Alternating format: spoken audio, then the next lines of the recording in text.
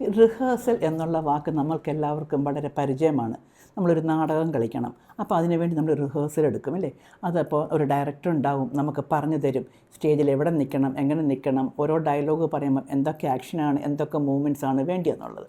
എന്ന് പറഞ്ഞതുപോലെ ഈ ആൻസൈറ്റി അല്ലെങ്കിൽ ഉത്കണ്ഠയെ നേരിടാനും മെൻ്റൽ റിഹേഴ്സൽ എന്നുള്ളൊരു ടെക്നിക്കുണ്ട്.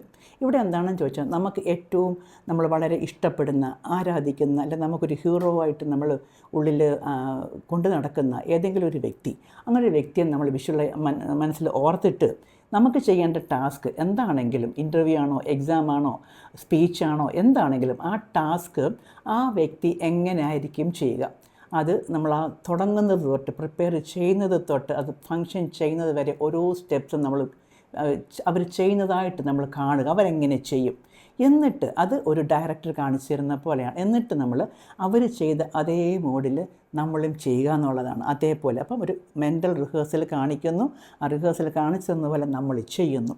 ഇത് പ്രാക്ടീസ് ചെയ്യുന്നതിലൂടെ നമ്മൾക്കും ആ ഒരു രീതിയിൽ നമ്മൾക്കൊരു മാനറിസം നമുക്ക് ഉണ്ടാകുന്നതാണ്.